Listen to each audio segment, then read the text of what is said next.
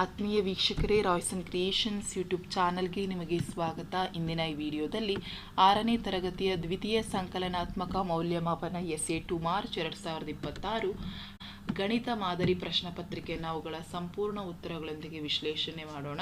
ಯಾರೆಲ್ಲ ಮೊದಲ ಬಾರಿ ನಮ್ಮ ಚಾನಲ್ ನೋಡ್ತಾ ಇದ್ದೀರಾ, ಸಬ್ಸ್ಕ್ರೈಬ್ ಮಾಡಿ ಹಾಗೂ ನಿಮ್ಮ ಫ್ರೆಂಡ್ಸಿಗೆ ಶೇರ್ ಮಾಡಿ. ಸೊ ಇದೊಂದು ಮಾಡೆಲ್ ಕ್ವಶನ್ ಪೇಪರು, ಪ್ರಾಕ್ಟೀಸ್ ಮಾಡ್ಕೊಳ್ಳಿ ಮಕ್ಕಳ. ನಿಮ್ಮ ಫೈನಲ್ ಎಕ್ಸಾಮ್ಗೆ ಇನ್ನೂ ಒಂದು ಹಲವಾರು ಮಾಡೆಲ್ ಕ್ವಶನ್ ಪೇಪರ್ ಶೇರ್ ಮಾಡ್ತೀವಿ. ನೀವು ಈ ಪೇಪರ್ಗೆ ಹೆಚ್ಚು ಕಾನ್ಸಂಟ್ರೇಟ್ ಮಾಡಿ ಪ್ರಾಕ್ಟೀಸ್ ಮಾಡ್ಕೊಳ್ಳಿ ಅಂತ ಹೇಳ್ತಾ ವಿಡಿಯೋ ಪ್ರಾರಂಭಿಸ್ತಾ ಇದ್ದೀವಿ. ಫಸ್ಟ್ ಮೇನ್ ಕೆಳಗಿನ ಪ್ರತಿಯೊಂದು ಪ್ರಶ್ನೆಗಳಿಗೆ ಪೂರ್ಣ ಹೇಳಿಕೆಗೆ 4 ಅಥವಾ ಅದರ ಸರಿಯಾದ ಪರ್ಯಾಯವನ್ನು ಆರಿಸಿ ಮತ್ತು ಪರ್ಯಾಯಗಳನ್ನು ನೀಡಲಾಗಿದೆ. ವರ್ಣಮಾಲೆ ಅಕ್ಷರದೊಂದಿಗೆ ಸಂಪೂರ್ಣ ಉತ್ತರಗಳನ್ನು ಬರೆಯಿರಿ. ಸೊ ಇಲ್ಲಿ 4 ಪ್ರಶ್ನೆಗಳಿದೆ. ಮೊದಲನೇ ಪ್ರಶ್ನೆ, ಕೊಟ್ಟಿರುವ ಕಾಂಪೌಂಡಿನ ಸುತ್ತಳತೆ ಅಂತ ಕೇಳಿದ್ದಾರೆ. ಸೊ ಇಲ್ಲಿ ನೋಡಿ, ನಿಮಗೆ ಸುತ್ತಳತೆ ಅಂದರೆ ಎಲ್ಲವನ್ನ ಕೂಡಿಸ್ತಾ ಹೋಗಬೇಕು. ಇಲ್ಲಿ ನೋಡಿ 4 ಸೆಂಟಿಮೀಟರ್ ಇದೆ, 3, 3, 4, 1 ಮತ್ತು 7 ಸೆಂಟಿಮೀಟರ್ ಇದೆ. ಇದಿಷ್ಟನ್ನು ಕೂಡಿಸಿ ಮಕ್ಕಳ, ನೀವು ಕೂಡಿಸ್ತಾ ಬಂದರೆ ನಮಗಲ್ಲಿ 22 ಸೆಂಟಿಮೀಟರ್ ಬರ್ತದೆ. ಹಾಗಾಗಿ ಕಾಂಪೌಂಡಿನ ಸುತ್ತಳತೆ 22 ಸೆಂಟಿಮೀಟರ್ ಆಗ್ತದೆ. ನೆಕ್ಸ್ಟ್ ಎರಡನೇ ಪ್ರಶ್ನೆ, ಈ ಕೆಳಗಿನ ಆಕೃತಿಗಳಲ್ಲಿ ಕಡಿಮೆ ಸುತ್ತಳತೆಯನ್ನು ಹೊಂದಿರುವ ಆಕೃತಿ. ನೋಡಿ, ಇಲ್ಲಿ ನಮಗೆ 3 ಚಿತ್ರಗಳನ್ನು ಕೊಟ್ಟಿದ್ದು. ನೋಡಿ, ಇಲ್ಲಿ ಚಿತ್ರ 1, ಚಿತ್ರ 2, 2 ಸಮನಾಗಿದೆ, ಬಿ 2 ಸಮ ಇಲ್ಲ ಅಂತ ಕೊಟ್ಟಿದ್ದಾರೆ ಮಕ್ಕಳ. ಇಲ್ಲಿ ನೋಡಿ, ನಮಗೆ 2 ಚಿತ್ರಗಳನ್ನ ಕೊಟ್ಟಿದ್ದಾರೆ, ಚಿತ್ರ 1, ಚಿತ್ರ 2. ಸೊ ಈ 2 ಚಿತ್ರಗಳನ್ನು ನೀವು ಗಮನಿಸಿದಾಗ ಮಕ್ಕಳ, ಚಿತ್ರ 2 ಏನಾಗಿದೆ, ಕಡಿಮೆ ಸುತ್ತಳತೆಯನ್ನು ಹೊಂದಿರುವಂಥದ್ದು. ಹಾಗಾಗಿ option B is the right answer. Next ಮೂರನೇ ಪ್ರಶ್ನೆ, ಸೂಕ್ತ ಚಿಹ್ನೆಗಳನ್ನು ಬಳಸಿ ಅಂತ ಹೇಳಿ ಕೊಟ್ಟಿದ್ದಾರೆ ಮಕ್ಕಳು. ಇಲ್ಲಿ ನೋಡಿ, ಸಮ, ಹೆಚ್ಚು, ಕಡಿಮೆ. ಸೊ ಇಲ್ಲಿ 17/10. ಸೊ ಈ ಕಡೆ ಬರಬೇಕು, ಇದು ಬ್ರಾಕೆಟ್, ಈ ಚಿಹ್ನೆ ಇಲ್ಲಿ ಬರಿಬೇಕು. 12/10. ಸೊ ಇದರಲ್ಲಿ ಏನಾಗಿದೆ, ನಾವು 17/10 ದೊಡ್ಡದು ಅನ್ನುವ ಚಿಹ್ನೆಯನ್ನೇ ಹಾಕಬೇಕು. ಹಾಗಾಗಿ option A is the right answer. Next ಎರಡನೇ ಪ್ರಶ್ನೆ, ನೆಕ್ಸ್ಟ್ 4ನೇ ಪ್ರಶ್ನೆ, ಕೋನವನ್ನು ಅಳೆಯಲು ಬಳಸುವ ಸಾಧನ ಕೋನಮಾಪಕ. ಹಾಗಾಗಿ ಕೋನವನ್ನು ಅಳೆಯಲು ಬಳಸುವಂಥದ್ದು ಕೋನಮಾಪಕ ಆಗಿರ್ತದೆ ಮಕ್ಕಳ. ಹಾಗಾಗಿ option C is the right answer. Next ಬಿಟ್ಟ ಸ್ಥಳವನ್ನು ತುಂಬಿರಿ ಅಂತ ಹೇಳಿ ಕೊಟ್ಟಿದ್ದಾರೆ. ಇದರಲ್ಲಿ 4 ಕ್ವಶನ್ಸ್ ಬರ್ತದೆ. ಮೂರನೇ ಪ್ರಶ್ನೆ, ಒಂದು ಸಮಬಾಹು ತ್ರಿಭುಜದಲ್ಲಿರುವ ರೇಖಾ ಸಮಿತಿಗಳ ಸಂಖ್ಯೆಯನ್ನು ಕೇಳಿದ್ದಾರೆ. ಸೊ ಸಮಬಾಹು ತ್ರಿಭುಜ ಅಂತ ಹೇಳಿದರೆ ನೀವು ಈ ರೀತಿ ಬರ್ಕೊಳ್ಳಿ ಮಕ್ಕಳ. ಇಲ್ಲಿ ನೋಡಿ, ಈ ರೀತಿ ಬರ್ಕೊಳ್ಳಿ. ಈ ರೀತಿ ಸಮಬಾಹು ತ್ರಿಭುಜವನ್ನು ಬರ್ಕೊಂಡ್ರೆ ನಮಗೆ ಇಲ್ಲಿ ಬರುವಂತಹದ್ದು 3 ಆಗ್ತದೆ, 3 ಸಮಮಿತಿಗಳು. ಹಾಗಾಗಿ 3 is the right answer. Next -1ರ ಸಂಕಲನದ ಸಂಕಲನ ವಿಲೋಮ ಅಂತ ಹೇಳಿ ಬಂದರೆ will get +1 is the right answer. ಹಾಗಾಗಿ +1 ಅಂತ ಹಾಕಬೇಕು. 5ನೇ ಪ್ರಶ್ನೆ, ಒಂದು ಚೌಕಾಕೃತಿಯ ಅಳತೆ 64 ಸೆಂಟಿಮೀಟರ್ ಆದರೆ ವಿಸ್ತೀರ್ಣ ಅಂದರೆ ನಮಗೆ ಗೊತ್ತಿದೆ ಮಕ್ಕಳ, ಸೂತ್ರ A² ಆಗುತ್ತೆ. A² ಅಂತ ಹೇಳಿದ್ರೆ ನಮಗಿಲ್ಲಿ ಸುತ್ತಳತೆ ಎಷ್ಟು ಕೊಟ್ಟಿರೋದು ಮಕ್ಕಳು ನೋಡಿ, ಅರ್ಥ ಮಾಡ್ಕೊಳ್ಳಿ ಚಿತ್ರವನ್ನು.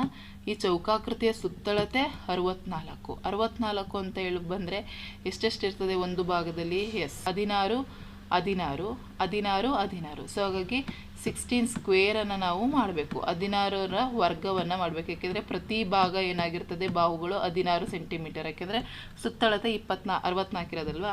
16 ಅಂತ ಮಾಡಿದ್ರೆ will get 256 is the answer. ಹಾಗಾಗಿ 256 ಅಂತ ಹೇಳಿ ಬರೀಬೇಕು. ಅರ್ಥ ಆಗ್ತಿದೆ ಅಥವಾ ನೋಡ್ಕೊಳ್ಳಿ, ನಿಮಗೆ ಕಾಣಿಸಿದೆ ನೀಟಾಗಿ.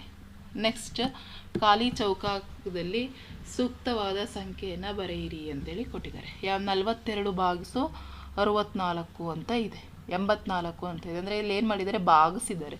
ಸೊ ಭಾಗಿಸಿದಾಗ 6 ಬರ್ತಾ ಇದೆ ಅಂತ ಹೇಳಿದ್ರೆ ಡಿನಾಮಿನೇಟ್ರಲ್ಲಿ ಆಬ್ವಿಯಸ್ಲಿ ಏನಾಗಿದೆ, 12 ಬರುತ್ತೆ ಮಕ್ಕಳ. ಸೊ ನೀವಿಲ್ಲಿ ನೋಡಿ, will get 12 is the answer. Next ಕೆಳಗಿನ ಸಮಸ್ಯೆಗಳನ್ನು ಬಿಡಿಸಿ. 7ನೇ ಪ್ರಶ್ನೆ, ವೃತ್ತದ ವ್ಯಾಸವು 8 ಸೆಂಟಿಮೀಟರ್ ಆದರೆ ತ್ರಿಜ್ಯ ಎಷ್ಟು? 4 ಸೆಂಟಿಮೀಟರ್ ಆಗ್ತದೆ. ಸೊ ನೋಡಿ, ವೃತ್ತದ ವ್ಯಾಸ ಅಂದರೆ ಅದು ಕೇಂದ್ರದ ಮೂಲಕ ಹಾದು ಹೋಗಿರ್ತದೆ, ಹೌದಾ? ಸೊ ಇದು 4 ಸೆಂಟಿಮೀಟರ್, ಇದು 4 ಸೆಂಟಿಮೀಟರ್, ರೈಟ್? ತ್ರಿಜ್ಯ ಎಷ್ಟಿರ್ತದೆ ಮಕ್ಕಳು? ಹಾಗಾದರೆ 4 ಸೆಂಟಿಮೀಟರ್ ಇರ್ತದೆ. ನೆಕ್ಸ್ಟ್, ಪರಿಭ್ರಮಣಾ ಕೇಂದ್ರ ಎಂದರೇನು ಅಂತ ಕೇಳಿದ್ದಾರೆ. ಪರಿಭ್ರಮಣಾ ಕೇಂದ್ರ ಎಂದರೆ ಯಾವುದಾದರೂ ವಸ್ತುವು ಸುತ್ತುವಂತಹ ಕೇಂದ್ರ ಬಿಂದು ಅಥವಾ ಆವರ್ತ ಕೇಂದ್ರ ಅಂತ ಹೇಳಿ ಅರ್ಥ. ನೆಕ್ಸ್ಟ್ 11ನೇ ಪ್ರಶ್ನೆ, ಸರಿ -100ಕ್ಕಿಂತ ಕಡಿಮೆ -150ಕ್ಕಿಂತ ಹೆಚ್ಚು ಇರುವ 5 ಪೂರ್ಣಾಂಕಗಳನ್ನು ಬರೆಯಿರಿ. ಸೊ -110, -115, -125, -130, -140. ನೆಕ್ಸ್ಟು ಲಾಭ ಧನಾತ್ಮಕವಾದರೆ +50 ಲಾಭವನ್ನು ಮತ್ತು +30 ನಷ್ಟವನ್ನು ಹೇಗೆ ನಿರೂಪಿಸುವಿರಿ ಅಂತ ಹೇಳಿ ಕೇಳಿದ್ದಾರೆ ಮಕ್ಕಳ. ಸೊ ಲಾಭ +30 ಅಂತ ಹೇಳಿ ಬರಿತೀವಿ, ನಷ್ಟವನ್ನು -30 ಅಂತ ಬರಿತೀವಿ. ಸೊ ಹಾಗಾಗಿ ಬಹಳ ಈಸಿ ಇದೆ ಅದು. ಸೊ ಅದಷ್ಟು ನಿಮಗೆ ಒನ್ ವರ್ಡ್ ಆನ್ಸರ್ಸ್ ಆಗ್ತದೆ. ನೆಕ್ಸ್ಟ್ 3rd ಮೇನಿಗೆ ಬಂದರೆ ಕೆಳಗಿನ ಪ್ರಶ್ನೆಗಳಿಗೆ ಉತ್ತರಿಸಲಿಕ್ಕೆ ಇದೆ ಮಕ್ಕಳ. ಇಲ್ಲಿ 2 ಸೆಂಟಿಮೀಟರ್ ಮತ್ತು 1 ಸೆಂಟಿಮೀಟರ್ ಉದ್ದ ಇರುವ ಆಯತದ ಸುತ್ತಳತೆಯನ್ನು ಕಂಡುಹಿಡಿಯಿರಿ. ಸೊ ಆಯತದ ಸುತ್ತಳತೆ ಅಂದರೆ ನಮಗೆ ಗೊತ್ತಿದೆ ಮಕ್ಕಳ, ಈ ರೀತಿ. ಸೊ ಉದ್ದ ಎಷ್ಟಿದೆ? 2 ಇದೆ. ಅಗಲ ಎಷ್ಟಿದೆ? 1 ಸೆಂಟಿಮೀಟರ್ ಇದೆ. ಸೊ ಸುತ್ತಳತೆ ಕಂಡುಹಿಡಿಯೋ ಸೂತ್ರ 2/L+B. ಸೊ ಹಾಗಾಗಿ 2 + 1 ಸೊ 3 ಆಯಿತು. ಹಾಗಾಗಿ ನಮಗೆ ಸುತ್ತಳತೆ ಎಷ್ಟು ಬರ್ತದೆ ಮಕ್ಕಳ? 6 ಸೆಂಟಿಮೀಟರ್ ಬರ್ತದೆ. ನೆಕ್ಸ್ಟ್ 12ನೇ ಪ್ರಶ್ನೆ, 1/3ಕ್ಕೆ 2 ಸಮಾನ ಭಿನ್ನರಾಶಿಗಳನ್ನು ಬರೆಯಿರಿ. ಸೊ ಭಾಳ ಈಸಿ. ನಾವೇನು ಮಾಡ್ತಾ ಹೋಗ್ತೀವಿ? ಒಂದೇ ಸಂಖ್ಯೆಯಿಂದ ಅಂಶ ಮತ್ತು ಛೇದವನ್ನು ಗುಣಿಸ್ತಾ ಹೋಗ್ತೀವಿ. ಫಸ್ಟ್ 2ರಿಂದ ಗುಣಿಸಿದ್ರೆ 2/6 ಬರ್ತದೆ. ನೆಕ್ಸ್ಟ್ 3ರಿಂದ ಗುಣಿಸಿದಾಗ 3/6. ಸೊ ಹಾಗಾಗಿ ಇವೇ ಸಮನಾದ ಭಿನ್ನರಾಶಿಗಳು. ನೆಕ್ಸ್ಟ್ ಕೆಳಗಿನ ಕೋಷ್ಟಕದಲ್ಲಿ ಬಿಟ್ಟು ಹೋಗಿರುವಂತಹ ಅಳತೆಗಳನ್ನು ಬರೆಯಿರಿ ಅಂತ ಹೇಳಿ ಕೇಳಿದ್ದಾರೆ. ಇಲ್ಲಿ ನಮಗೆ ಉದ್ದ ಅಗಲ ಕೊಟ್ಟಿದ್ದಾರೆ, ಆಯತದ ವಿಸ್ತೀರ್ಣ. ಸೊ ಆಯತದ ವಿಸ್ತೀರ್ಣ ಕಂಡುಹಿಡಿಯಲಿಕ್ಕೆ ನಮಗೆ ಸೂತ್ರ ಗೊತ್ತಿದೆ ಮಕ್ಕಳ. ಸೊ ಏನಿದೆ? ಲೆಂತ್ ಇಂಟು ಬ್ರೆಡ್ತ್, ಹೌದಾ? ಸೊ ಇಲ್ಲಿ ಏನು ಮಾಡಬೇಕು? 15 × 10 ಮಾಡಿದ್ರೆ ನಮಗೆ ಬರುವಂಥದ್ದು ಎಷ್ಟು ಮಕ್ಕಳ? 150 ಸ್ಕ್ವೇರ್ ಸೆಂಟಿಮೀಟರ್ ಆಗ್ತದೆ. ನೀವು ಇದು ಯೂನಿಟ್ಸನ್ನು ಬರೀಲೇಬೇಕು ಮಕ್ಕಳ, ಸ್ಕ್ವೇರ್ ಸೆಂಟಿಮೀಟರ್. ನೆಕ್ಸ್ಟ್ ಇಲ್ಲಿ 10 ಇದೆ, ಅಗಲ ಗೊತ್ತಿಲ್ಲ. ಉದ್ದ ಎಷ್ಟಿದೆ ಮಕ್ಕಳ? 110 ಸೆಂಟಿಮೀಟರ್. 110ರಿಂದ ಭಾಗಿಸಿ ಮಕ್ಕಳ ನಮಗೆ ಬರುವಂಥದ್ದು 11. ಹಾಗಾಗಿ ಅಗಲ ಎಷ್ಟಿದೆ? 11 ಸೆಂಟಿಮೀಟರ್. ನೆಕ್ಸ್ಟ್ ಅದು ಕೆಳಗಿನ ಭಿನ್ನರಾಶಿಗಳನ್ನು ಬ್ರಹ್ಮಗುಪ್ತನ ವಿಧಾನದಿಂದ ಸಂಕಲನ ಮಾಡಿ 1/3 ಮತ್ತು 3/5. ಸೊ 3 ಮತ್ತು 5ರ ಅವಿಭಾಜ್ಯ ಸಂಖ್ಯೆಗಳಾಗಿರೋದ್ರಿಂದ ಅವುಗಳ ಲಸಹ ತೆಗೆದುಕೊಂಡ್ರೆ 15 ಬರುತ್ತೆ. ಹಾಗಾಗಿ 1/3 × 15 ಮಾಡಿ. ಸೊ ಅದೇ ರೀತಿ 3/5 × 15 ಮಾಡಿದ್ರೆ ನಮಗೆ ಇಲ್ಲಿ 5 ಬರುತ್ತೆ, ಇಲ್ಲಿ 9 ಬರುತ್ತೆ. ಸೊ ಹಾಗೆ ನಮಗೆ 15. ಸೊ ಇದೇ ರೀತಿ, ಯಾಕೆಂದರೆ ಅವ್ರ ಮೆಥಡನ್ನು ಕೇಳಿದರೆ ಬ್ರಹ್ಮಗುಪ್ತ ವಿಧಾನದಿಂದ, ಹಾಗಾಗಿ ಇದನ್ನೇ ಮಾಡಬೇಕು. ನೆಕ್ಸ್ಟ್ ಬಾಹುವಿನ ಉದ್ದ AB = 3 centimetre, Karna AC = 5 centimetre ಇರುವ ABCD ಆಯತವನ್ನು ರಚಿಸಿ ಅಂತ ಹೇಳಿ ಕೇಳಿದ್ದಾರೆ ಮಕ್ಕಳ. ನೋಡಿ, ಇದು ಆಯತವಾಗಿರ್ತದೆ. ಇದೇ ರೀತಿ ನೀವು ರಚಿಸಬೇಕಾಗ್ತದೆ. ನೆಕ್ಸ್ಟ್ ಚಿತ್ರಗಳಿಗೆ ರೇಖಾ ಸಮಿತಿಯ ಅಕ್ಷಗಳನ್ನು ಎಳೆಯಿರಿ ಅಂತ ಹೇಳಿ ಕೇಳಿದ್ದಾರೆ ಮಕ್ಕಳ. ಸೊ ಬಹಳ ಈಸಿ ಇದೆ ನೋಡಿ. ಇಲ್ಲಿಗೆ ನೀವು ಈ ರೀತಿ ಒಂದನ್ನು ಎಳಿಬೋದು, ಇಲ್ಲಿ ಒಂದನ್ನು ಎಳಿಬೋದು. ಸೊ ಇದಿಷ್ಟೇ ಅಲ್ಲಿಗೆ ಎಳಿಲಿಕ್ಕೆ ಆಗುವಂಥದ್ದು.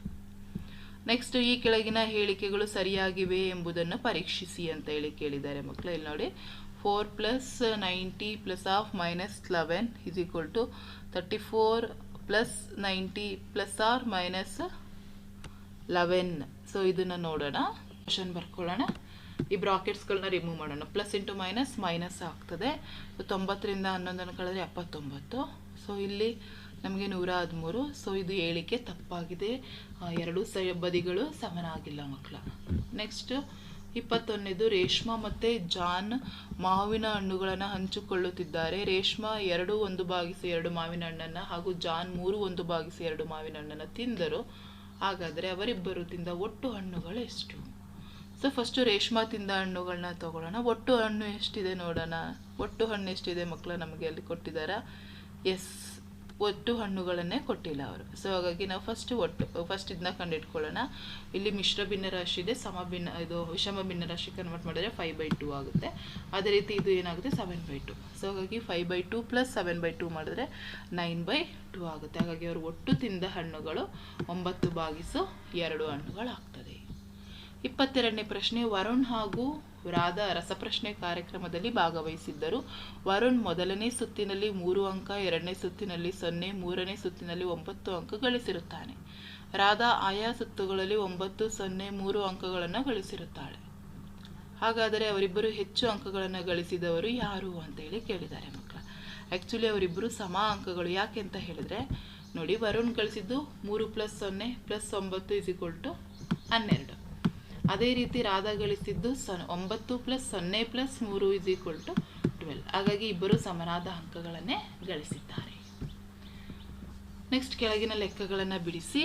ಕೆಳಗೆ ಕೊಟ್ಟಿರುವ ಆಕೃತಿಯಂತೆ ಹೊರ ಚೌಕದ ಬಾಹು 6 ಸೆಂಟಿಮೀಟರ್ ಮತ್ತು ಪ್ರತಿಯೊಂದು ಚಿಕ್ಕ ಚೌಕದ ಬಾಹು 2 ಸೆಂಟಿಮೀಟರ್ ಇರುತ್ತೆ. ಒಂದು ಆಕೃತಿಯನ್ನು ರಚಿಸಿ ಅಂತ ಹೇಳಿ ಕೇಳಿದ್ದಾರೆ ಮಕ್ಕಳ. ಇಲ್ಲಿ ನೋಡಿ, ಈ ರೀತಿ ನೀವು ಆಕೃತಿಯನ್ನು ನೀವಿಲ್ಲಿ ರಚಿಸಬೇಕಾಗ್ತದೆ. ನೆಕ್ಸ್ಟ್ ಮೇಲಿನ ಚಿತ್ರದಲ್ಲಿ ಕೆಳಗಿನ ಅಂಶಗಳನ್ನು ಹೊಂದಿರುವಂತೆ ಚಿತ್ರಗಳನ್ನು ಗುರುತಿಸಿ ಅಂತೇಳಿ ಕೇಳಿದ್ದಾರೆ. ಇಲ್ಲಿ ನೋಡಿ, ಈ ರೀತಿ ಚಿತ್ರ ಕೊಟ್ಟಿದ್ದಾರೆ. ಸೊ ಕ್ವಶನ್ ನೋಡ್ತಾ ಹೋಗೋಣ ಮಕ್ಕಳ. ರೇಖಾ ಸಮಿತಿ ಅಂತ ಕೇಳಿದ್ದಾರೆ. ಇವು 4ರಲ್ಲಿ ರೇಖಾ ಸಮಿತಿ ಯಾವುದಾಗಿರ್ತದೆ ಮಕ್ಕಳ? A. Obviously A is the right answer, ರೇಖಾ ಸಮಿತಿ. ನೆಕ್ಸ್ಟ್ ರೇಖಾ ಸಮಿತಿ ಮತ್ತು ಭ್ರಮಣ ಸಮಿತಿ. ಯಾವುದು ರೇಖಾ ಸಮಿತಿ ಭ್ರಮಣ ಸಮಿತಿಯನ್ನು ಸೂಚಿಸ್ತದೆ? ಎಸ್, ಈ ಚಿತ್ರ ನಮಗೆ ರೇಖಾ ಸಮಿತಿ ಮತ್ತು ಭ್ರಮಣ ಎರಡನ್ನೂ ಸೂಚಿಸ್ತಾ ಇದೆ. ಹಾಗಾಗಿ ಬಿ ಅಂತೇಳಿ ಬರಿತೀವಿ. ಭ್ರಮಣ ಸಮಿತಿ ಮಾತ್ರ ಹೊಂದಿರುವಂತಹ ಆಕೃತಿ ಯಾವುದು? ಈ ಆಕೃತಿಗಳಲ್ಲಿ ಡಿ ಆಕೃತಿ ಆಗಿರ್ತದೆ. S, correct. ನೆಕ್ಸ್ಟ್ ರೇಖಾ ಸಮಿತಿ ಮತ್ತು ಭ್ರಮಣ ಸಮಿತಿ ಎರಡನ್ನೂ ಹೊಂದಿರುವಂಥದ್ದು ಇದು. ಹಾಗಾಗಿ ಲಾಸ್ಟ್ ಆನ್ಸರ್ ಯಾವುದಾಗಿರುತ್ತೆ? ಸಿ ಚಿತ್ರ ಆಗಿರ್ತದೆ. ಸೊ ಅರ್ಥ ಆಗಿದೆಯಲ್ಲ? ಇದಿಷ್ಟೇ ಮಕ್ಕಳ ನಿಮ್ಮ ಕ್ವಶನ್ ಪೇಪರ್. ಈಸಿ ಇದ್ದಾವೆ, ಲೆಕ್ಕಗಳು ಏನು ಕ್ಲಿಷ್ಟವಾಗಿಲ್ಲ. ಸೊ ಆರಾಮಾಗಿ ನೀವು ಅಂಕಗಳನ್ನ ಗಳಿಸ್ಕೋಬೋದು. ಸೊ ಇದು ಈಸಿಯಾಗಿದೆ ಅಂತ ಹೇಳ್ತಾ ವಿಡಿಯೋನ ಎಂಡ್ ಮಾಡ್ತಾ ಇದ್ದೀವಿ. Thank you.